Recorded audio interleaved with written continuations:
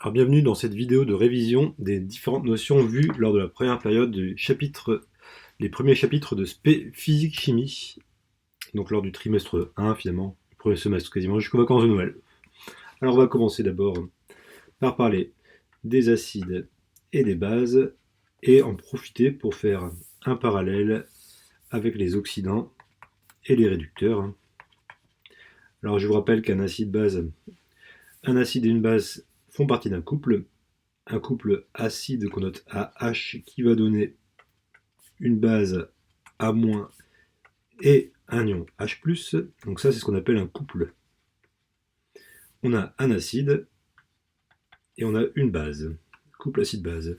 Si je fais un parallèle avec l'oxydoréduction, on a un réducteur qui va donner un oxydant plus un certain nombre d'électrons. Donc on a ici l'équivalent acide, l'équivalent base et l'équivalent H+.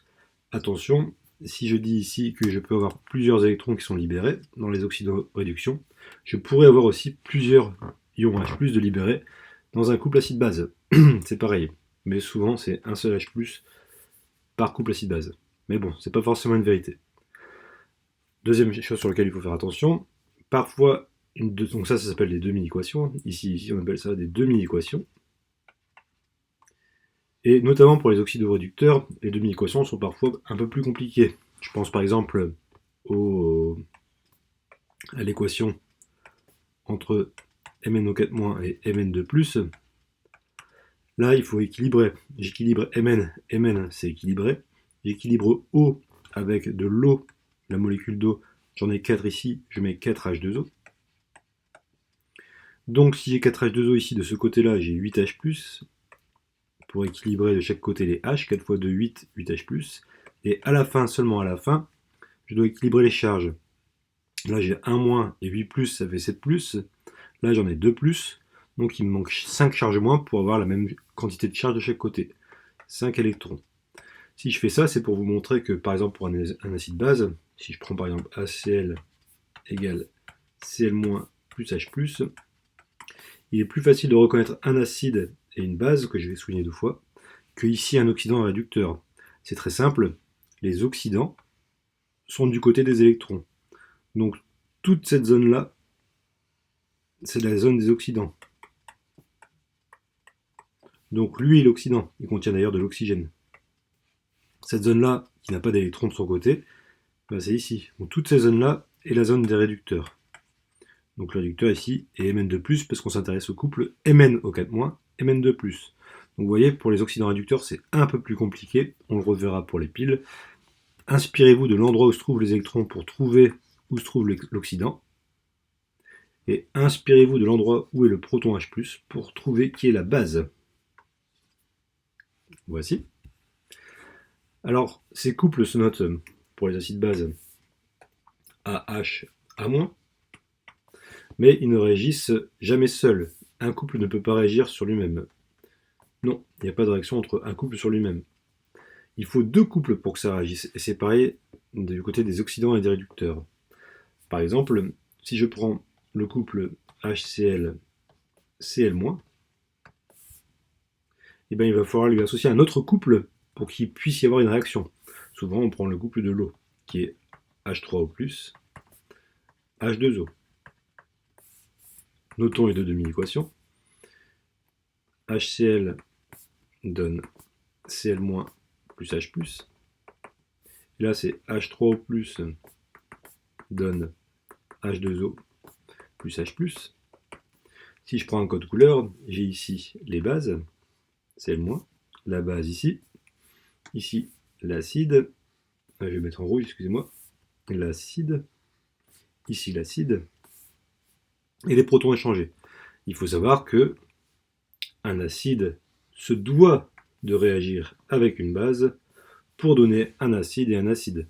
Donc bien sûr, il faut intervertir cette demi-équation et on retrouve l'équation de HCl dans l'eau qui dit que HCl plus l'eau, qui est ici, vous voyez, hop, H2O, va donner H3O+, plus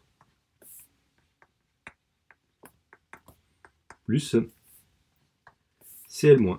Donc attention à bien orienter vos demi-équations électroniques. Voilà pourquoi souvent dans le cours, je note la demi-équation du couple de l'autre côté. Comme ça on a d'un côté les produits et de l'autre côté les réactifs.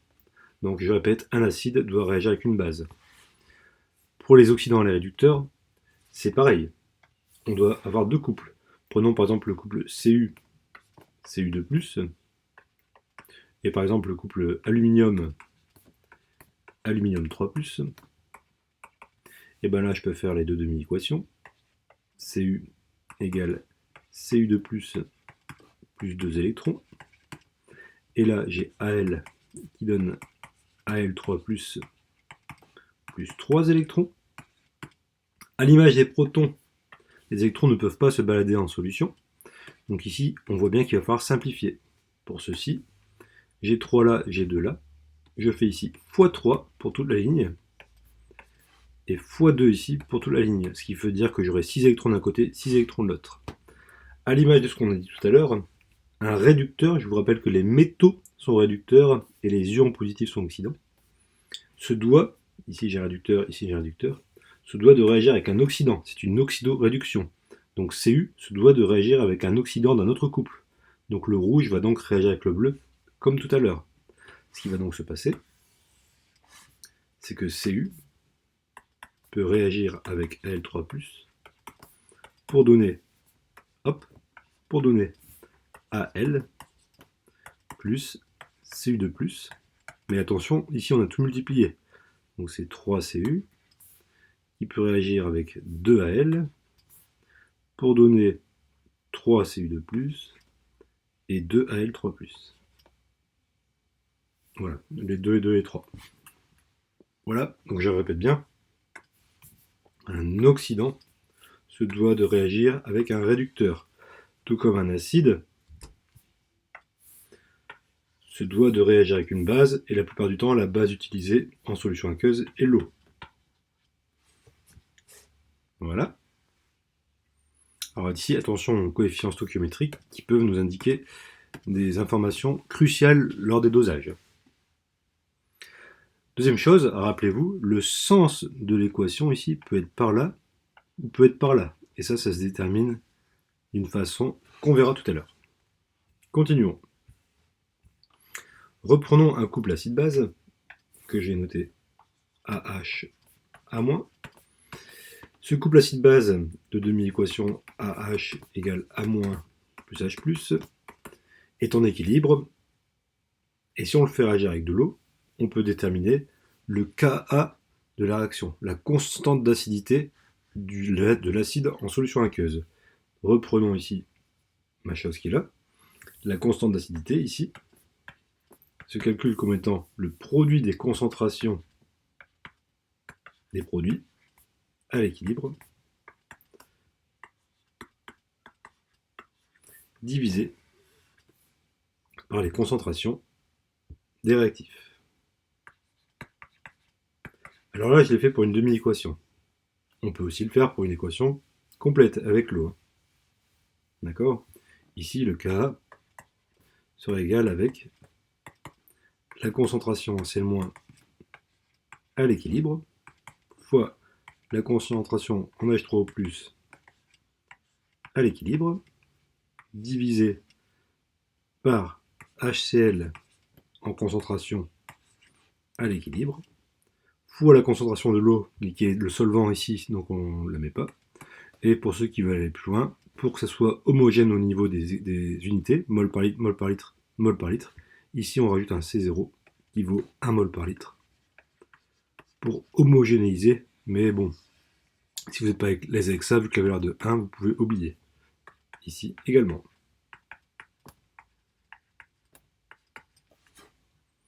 Donc ça, c'est la constante d'acidité, la constante d'équilibre d'un acide. Et ça nous dit quand est-ce que s'arrête la réaction thermodynamiquement. La réaction s'équilibre thermodynamiquement quand la valeur de cette constante est atteinte. Reprenons l'exemple avec nos oxydants et nos réducteurs. On peut faire pareil. On peut déterminer la constante d'équilibre de cette réaction-là. Et la constante d'équilibre que je vais appeler K, et non pas Ka, puisque je n'ai pas d'acide ici, est donnée par la concentration des produits sur la concentration des réactifs. Concentration des produits, Cu2+. Mais attention, je le redis maintenant, quand on a un coefficient stoichiométrique, il faut le mettre ici en exposant. Fois la concentration en Al, mais Al est un solide. C'est un métal. Les métals n'ont pas de concentration en solution, donc fois rien du tout. Divisé par la concentration en Al3+. Attention, ne pas oublier ici le coefficient stoichiométrique de 2 qu'on va mettre en exposant. Fois la concentration en Cu, mais je vous rappelle que Cu est un solide, donc il n'a pas de concentration. Ce qui fait qu'ici, pour calculer le K de cette réaction, on doit faire comme ceci. Et comme la constante K est une constante d'équilibre, on n'oublie pas de mettre que c'est les concentrations à l'équilibre. Les constantes nous servent à déterminer le moment, le lieu si vous voulez, où la réaction ne va ni dans un sens ni dans l'autre, elle est équilibrée. Pareil pour le K. Donc c'est la constante d'équilibre, quand est-ce que la réaction est en équilibre. Ce qui nous donne l'acidité d'une solution aqueuse, quand on fait réagir un acide avec de l'eau, c'est la concentration en ion oxonium. Et par extension ici, la concentration en ion H+. Puisque vous voyez, la concentration en H+, de coefficient 1, est égale aussi à la concentration en H3O+. Bref, ce qu'il faut se rappeler, c'est que quand je fais réagir un acide dans de l'eau, alors il libère des ions H3O+, qui est un acide de l'eau. Et c'est lui qui nous donne, en solution aqueuse, le pH de l'eau. Donc en solution aqueuse, dans l'eau, le pH se calcule comme étant le potentiel hydrogène est égal à moins log, qui est une fonction mathématique, de la concentration H3O+, quand la solution a bien sûr atteint son état d'équilibre. Le corollaire de cette chose, c'est que la concentration en H3O+, à l'équilibre, si je veux la connaître, il me suffit de connaître le pH et de faire l'antagonisme de la fonction log, 1 fois 10 puissance moins, parce qu'il y a un moins là, pH. Ce qui annule la fonction log, c'est la puissance de 10, puisque là c'est la fonction log de 10. Bref, le pH est juste une échelle qui nous donne une information sur la concentration en H3O+, en mol par litre. Le pH, c'est la concentration en H3O+, en mol par litre. Deuxième chose, le Ka, la constante d'acidité, est souvent un chiffre qui est compliqué à la place de 10 puissance quelque chose. On peut, par praticité, le transformer en pKa à l'image du pH, et le pKa est égal à moins log du K. Donc ça nous sert juste à transformer le K, qui est un chiffre compliqué, en pKa, qui est souvent un chiffre compris entre 1 et 20, dans la plupart des cas que vous rencontrerez dans votre carrière de scientifique. L'avantage du K, c'est qu'il nous permet de tracer ce qu'on appelle un diagramme de prédominance.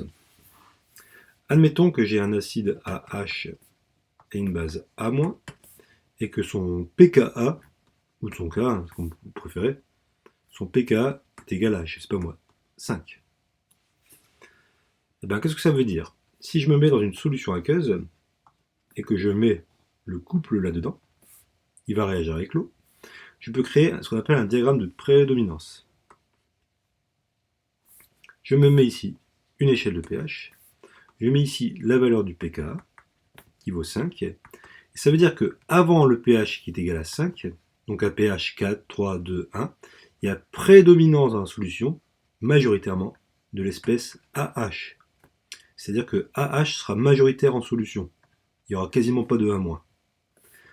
Après le pH 5, si je suis à pH 6, 7, 8, 9, 10, j'aurai prédominance de la forme A-. Donc ça veut dire que l'existence d'un acide dans une solution dépend du pH de la solution et de son pK.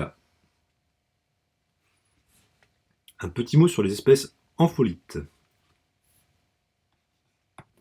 Je vais prendre H2AH. Donc ça c'est un acide qui peut donner une base et un ion H+. Ça c'est le couple 1. Et un autre couple que je vais appeler AH-, A2-. Donc j'ai toujours pareil, AH- égale A2- plus H+. Si on prend un peu de recul, on se rend compte qu'on a une espèce ici qui est présente à l'état de base et qui ici présente à l'état de acide. Prenons des valeurs de pK indicatives. Je sais pas, moi j'ai marqué ici, je sais pas, 2, et là pK, je sais pas moi, égale 4. Si je fais un diagramme de prédominance, faisons-le. Voici le pH d'une solution quelconque. Voici les valeurs clés. 2, 4. Ça veut dire quoi? Ça veut dire qu'avant pH 2, on a prédominance de l'espèce AH2. Donc forcément, à côté, on a l'espèce AH-. À pH égale avant 4, on a prédominance de l'espèce AH-. Ça tombe bien, je l'avais déjà marqué. Et après pH 4, donc à pH 5, 6, 7, 8, admettons, on a prédominance de l'espèce A2-. Vous voyez, quand une espèce fait partie de deux couples acide-base, elle est la base de ce couple-là, mais elle est l'acide de ce couple-là, alors on dit que cette espèce est ampholyte. Elle est à la fois acide pour quelqu'un et base pour quelqu'un d'autre. Elle est acide pour quelqu'un et base pour quelqu'un d'autre. L'espèce la plus connue ampholyte, c'est l'eau. L'eau peut être la base du couple H3 plus H2O et l'acide du couple H2O OH-. Voici ce qu'on appelle une espèce ampholyte. Voilà. Une formule à connaître, c'est la relation d'Anderson. On y reviendra tout à l'heure, parce qu'il y a un trou de mémoire, il va falloir que je la redémontre. On va la redémontrer tout à l'heure, si on a le temps. Maintenant, parlons des dosages, des titrages. Titrage, par exemple, pH métrique. Si, par exemple, je fais réagir un acide AH avec de l'eau, j'obtiens H3O+, et A-. Voilà. Et ben, si j'arrive à doser une des espèces qui est ici, je peux retrouver la concentration en acide. D'accord? On va prendre un exemple plus simple encore. Hop. L'eau étant un acide faible, une base faible, on va prendre quelque chose. Admettons que je prenne un bécher contenant un acide, que je note AH, et je veux connaître sa concentration, que j'ai marqué Ca. Je peux faire réagir cet acide, AH, avec une base dont je connais la concentration. Cette base, d'ailleurs, souvent, c'est OH-, la base du couple OH-, H2O.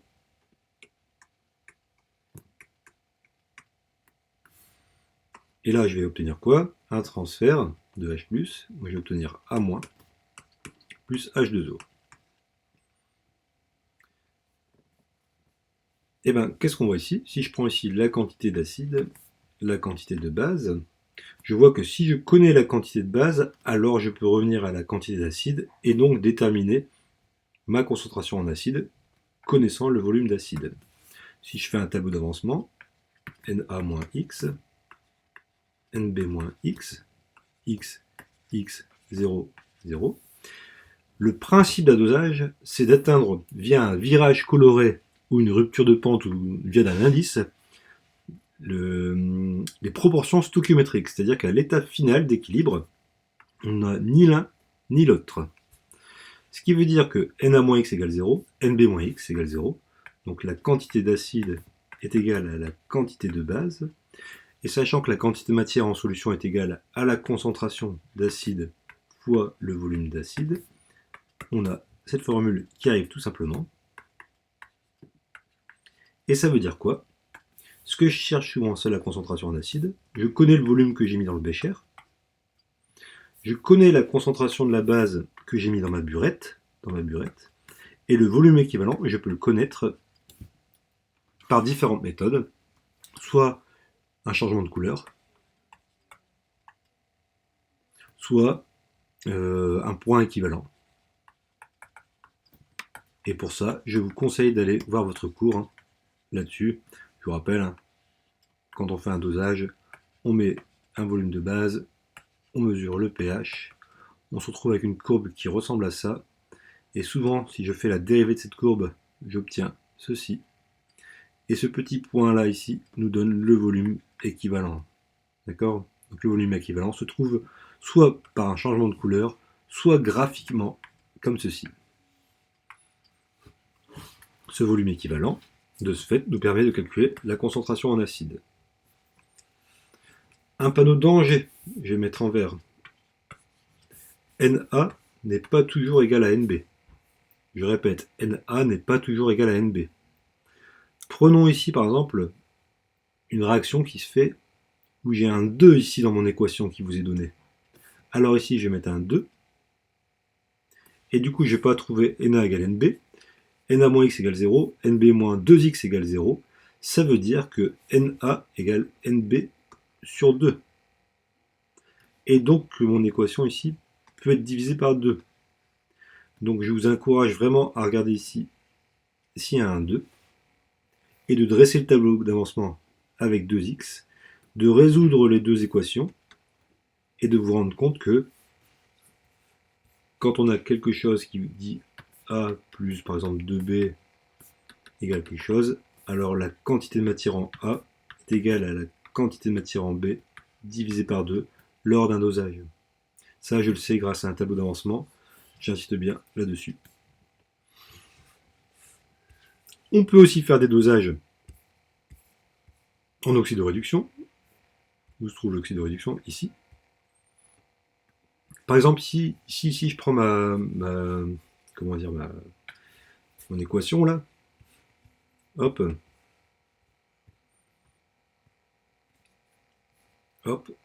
et ben je pourrais faire un dosage. Mais ici on n'a pas de H+, donc on ne peut pas mesurer de pH. On peut aussi faire des dosages par ce qu'on appelle conductimétrie.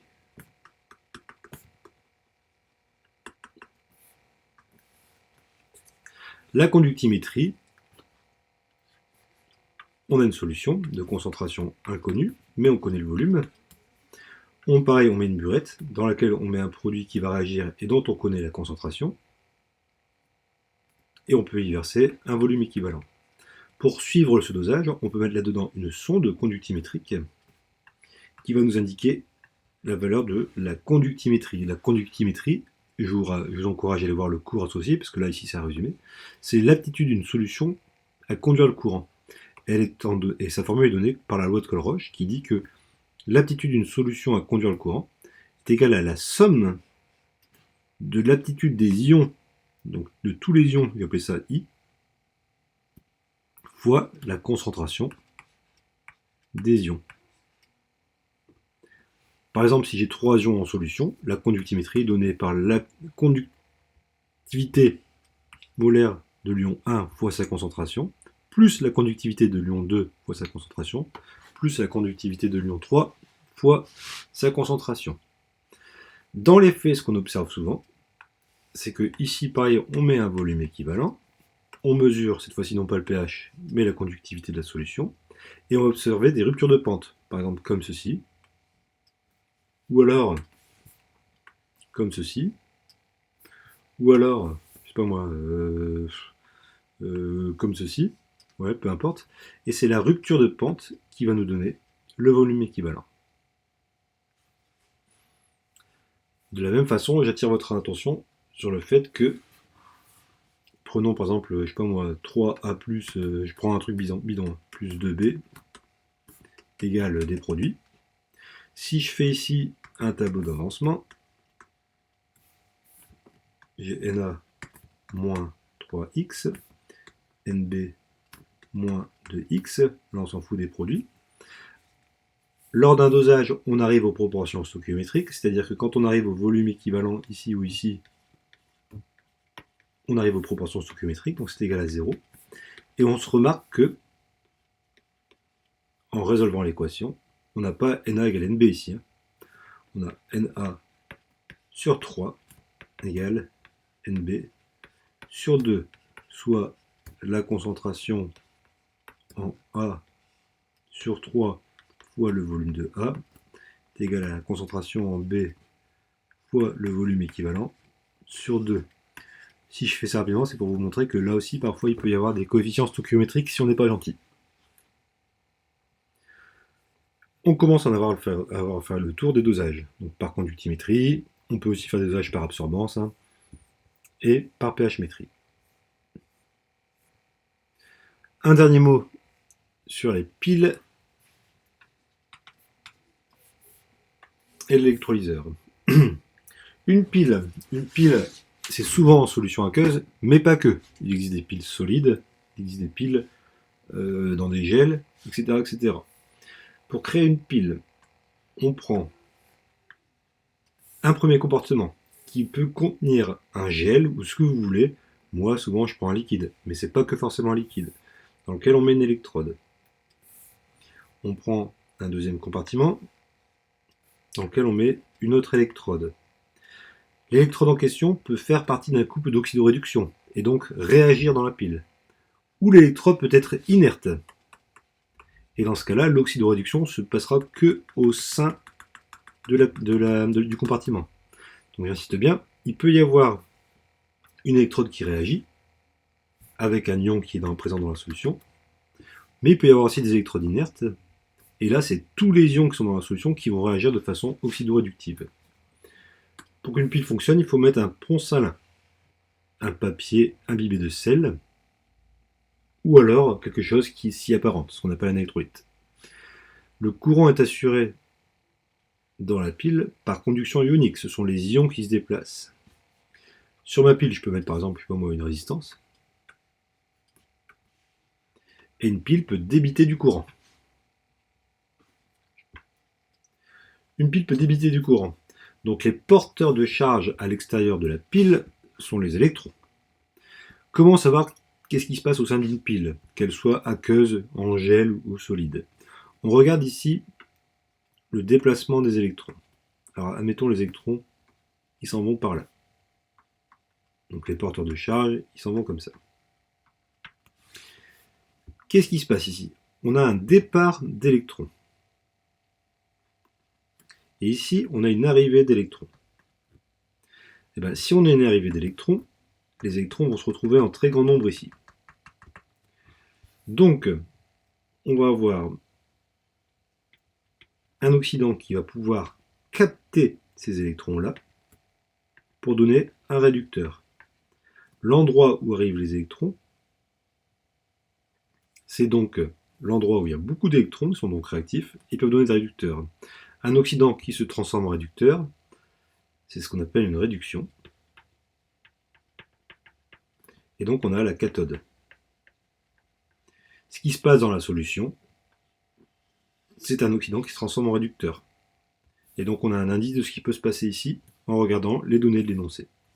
Ici on a un départ d'électrons, donc ça veut dire qu'on a un réducteur, quelque part dans la solution, ou même pour l'électrode, qui va perdre ses électrons, donc il va les lâcher en tant que produit, pour donner un oxydant. Et bien là on a ce qu'on appelle une oxydation. Et donc on a ici l'anode. D'accord? Petit rappel, si les électrons vont d'un côté, alors le courant que je vais mettre en vert va de l'autre. À l'extérieur d'une pile, le courant va du plus vers le moins. Donc le plus est ici et le moins est ici. Et évidemment, les électrons partent de la borne moins pour arriver à la borne plus. La charge d'une pile, c'est-à-dire son aptitude à libérer du courant, Q, qui s'exprime en coulombs, mais qui peut parfois être exprimé dans d'autres unités. Et dans ces cas-là, c'est à vous de vous référer dans l'énoncé pour l'avoir en coulomb. Il faut toujours se débrouiller pour la transformer en coulomb. Est égal à la quantité d'électrons qui se baladent dans le circuit, en rouge, fois la constante de Faraday.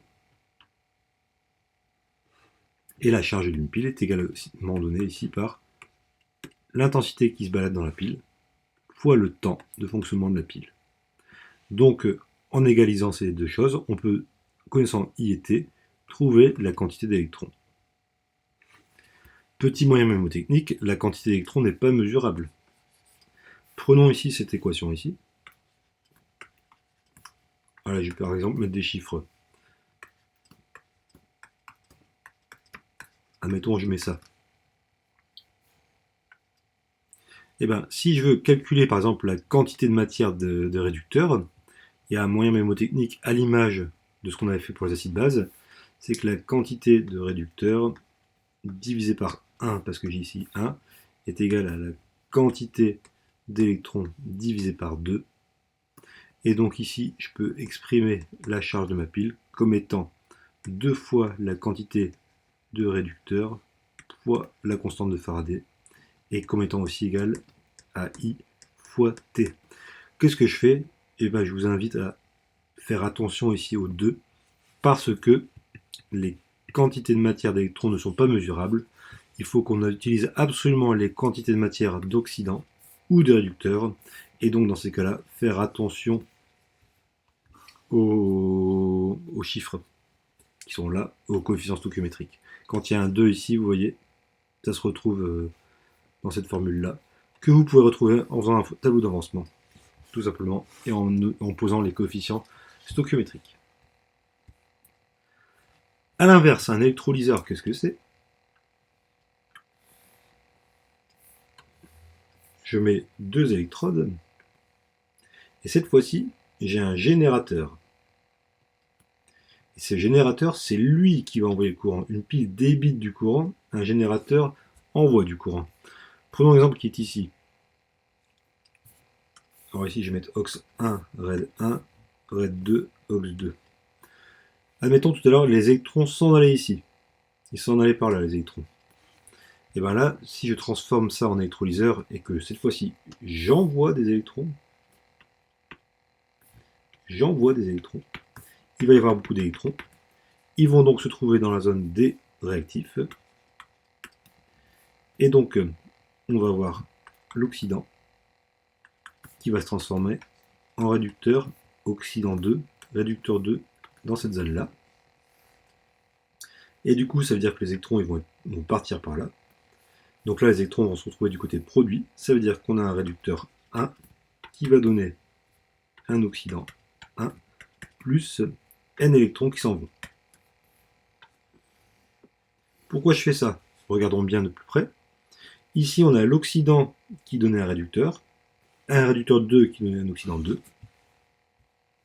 Et bien, quand je fais une électrolyse, c'est l'opposé. L'oxydant 2 va donner le réducteur 2. Vous voyez, c'est opposé par rapport à tout à l'heure. Et le réducteur 1 va donner l'oxydant 1, alors que tout à l'heure, c'était l'inverse. Conclusion, une pile, on a une réaction qui se déplace dans un sens. Un électrolyseur, c'est une réaction qui se déplace dans l'autre sens. On change le sens de la réaction. Un électrolyseur permet de recharger une pile permet de débiter du courant. Si je débite du courant, la pile se décharge jusqu'à temps d'atteindre sa constante d'équilibre K. Et si je lui envoie du courant, alors je vais recharger cette pile. Pour finir, comment faire pour savoir le sens d'une réaction?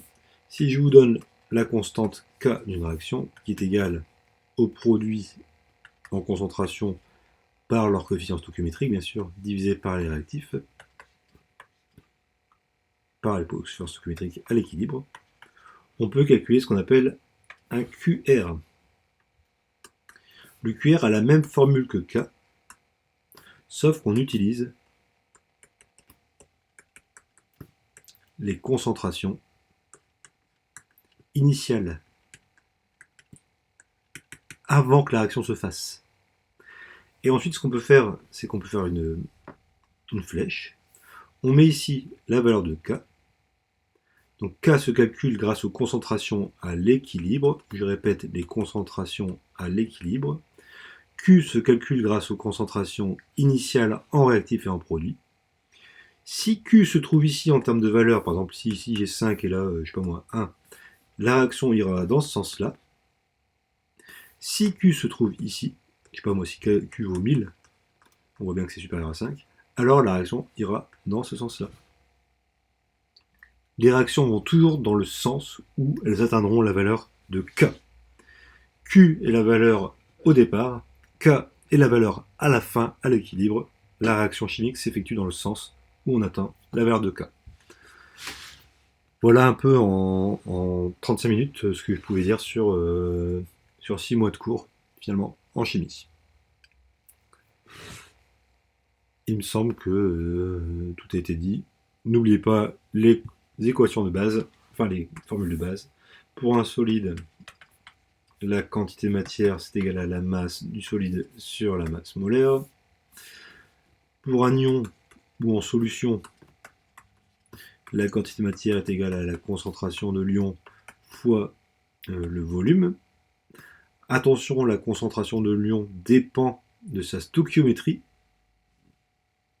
On est d'accord avec ça.